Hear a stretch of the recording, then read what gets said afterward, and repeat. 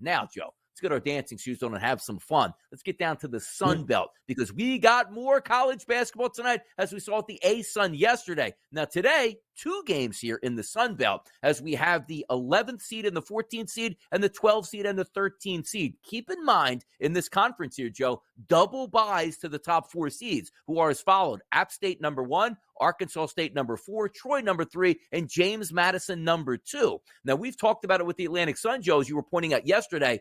Look, you're playing on the upper-level team's home court here as that starts tonight in the A-Sun. That's not the fact of the matter here in the Sun Belt. Every game will be played in Pensacola, Florida at the Pensacola Bay Center. So looking at the teams here listed as the favorites, James Madison, Appalachian State, Troy, and Louisiana, do we take a look at this and say maybe it's worth more of an underdog shot since the top seeds aren't playing on their home court here, Joe?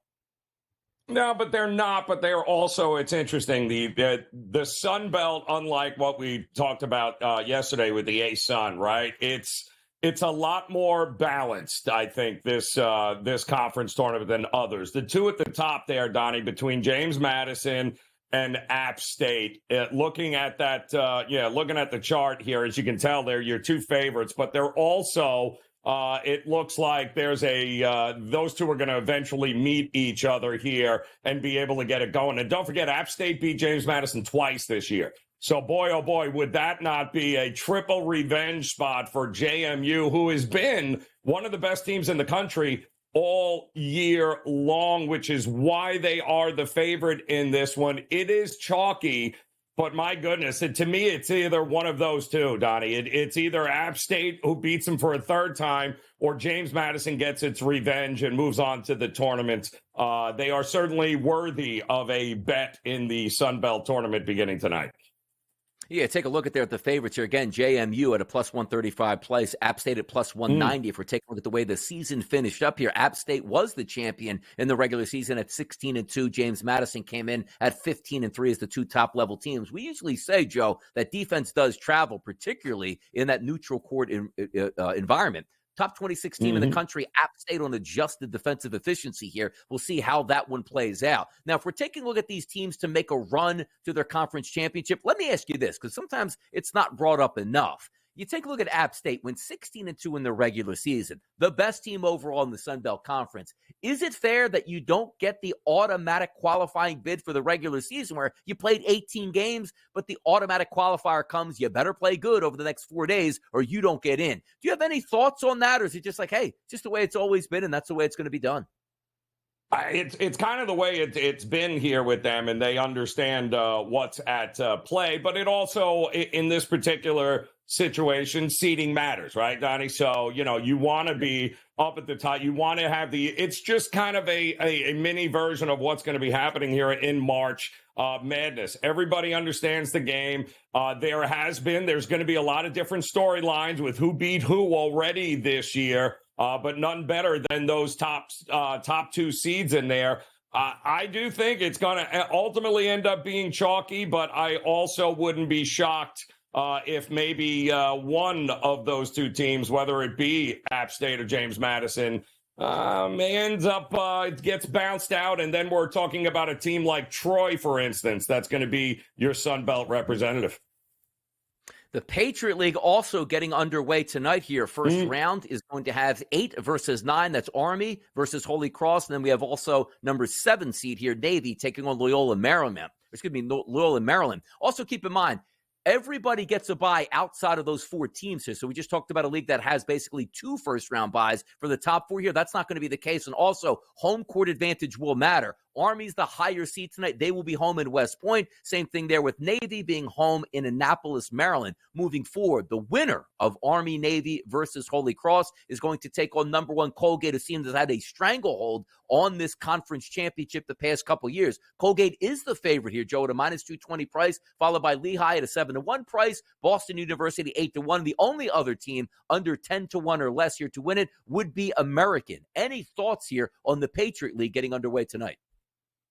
Well, again, this is another one, 16-2 in conference play. Colgate is your chalky favorite here, and they just all year long have been a cut above everybody else. And a lot of that has to do with the fact that they actually play some defense here. You mentioned Army. I actually happen to like them in this game here tonight. I think laying 4.5 points here. But this is a league here where, Colgate's going to have the bye, right? The top 2 seeds have the bye. They are absolutely worthy of that top seed, and nobody has really shown throughout the season, Donnie. None of these teams in this conference have shown that they're really, some of them we get a lot of balance, like we were talking about SEC. Anybody can beat anybody.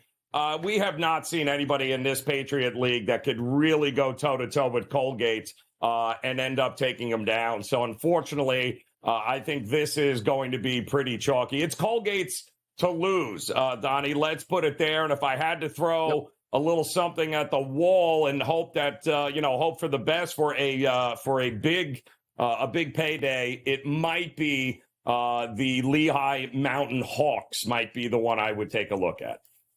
9-9 in conference play for Lehigh. By the way, Colgate did finish 16-2. It looks like 4 teams behind them at 10-8. American, Bucknell, Boston University, and Lafayette. So you got a lot of competition there in the mid ranks here. Also keep in mind, let's just say Colgate does win it, a quality basketball team. Here's the thing that usually scares a lot of those teams where let's just say they're a 14, 15, or 16 seed. This is one of those conferences that doesn't play with much tempo at all, Joe. You take a look at Colgate, 252. After that, American, 355. Bucknell, 321. Boston University, 275. Lafayette, 307. Army, 353. So these are the teams that certainly methodical as they move up the court. Also keep in mind, this is very interesting as well. Typically, we see a sprint in these conference tournaments, right, Joe? You start out on a Monday, you finish probably on a Saturday, maybe a Sunday at the latest. This is going to get started Tuesday, March 5th, which is tonight. They're actually going to run all the way through next Wednesday, March 13th. So it's also one of those where if you are the top-rated team, or let's just say a better team, you have multiple days to get ready for your competition, as opposed to we see that normal sprint on a day-to-day basis. Get ready for a game the next day because they'll play Tuesday, they'll play Thursday, they'll play Sunday, and then they'll play Wednesday. So rested and ready. So if you're looking for a Colgate team that you think is going to advance, usually the veteran teams here, which typically in these conferences, the guys that have played 3, 4, maybe even 5 years as redshirts, maybe have an advantage here. So you're thinking, again, taking a long shot with Lehigh there, Joe. I like that. Well, mostly because their record, what you don't understand is that this was a team that had a ton of returning starters and experience that were hurt throughout the first half of conference play here. They just now, towards the last couple of games, ended up getting significant players back and available to them, and they have been a much different team here. So when you have that kind of experience and they're finally fully healthy, maybe now they can kick it into an extra gear and run the table, win a couple of gears. Very dangerous team because of the experience, and now they're all healthy and available to play here. So it should be interesting. Let's take a look at the Horizon League entering into play tonight as well. And take a look at this. If we look at the odds to win this conference, Youngstown State plus 200, Wright State plus 270, Oakland plus 290, and then you have 13-1 Green Bay. So you sort of have a fall off here. The top of the standings in conference play, keep in mind, these teams played 20 times in competition in the regular season for the Horizon League, which is fantastic. You're going to get a really good look at what's what. But also, IUPUI finished 2-18 on the season. Detroit Mercy 1-19. Robert Morris 6-14. The reason I bring up the bottom end of it, because take a look at the competition outside of the bottom three, Joe. 11-9 Cleveland State. Purdue Fort Wayne 11-9. Milwaukee 12-8. Northern Kentucky 12-8. Green Bay 13-7. Wright State 13-7. Youngstown State 14-6, and Oakland 15-5. The parity, Joe, tremendous in the Horizon. It is crazy here. And keep in mind, too, that last year, the number 1 seed was Youngstown State, and they ended up getting destroyed by 4th-seeded, I believe it was the Northern Kentucky Norse in the semifinals. And then they eventually went on to beat Cleveland State, who was also the number 3 seed. So, yeah, this is a tournament here that necessarily, just because you're number 1 or number 2, doesn't necessarily mean that you're going to end up taking it down. Unlike we talked some of the chalkiness of these other tournaments, this one, because they play no defense across the board here, Donnie, you're looking to play overs in the Horizon League. You're not looking for anybody to shut anybody down. They're all going to be high-scoring games, and there is always some money to be made in the Horizon League tournament.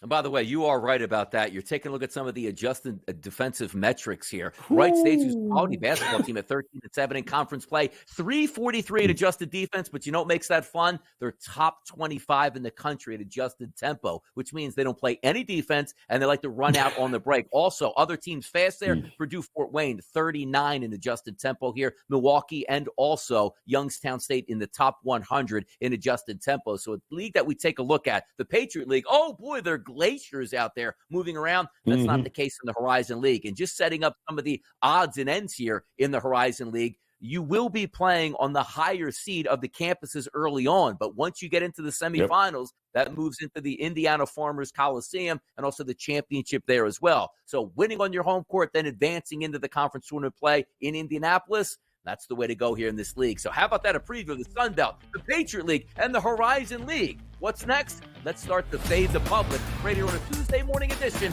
of the Early Line on the SportsGrid Network.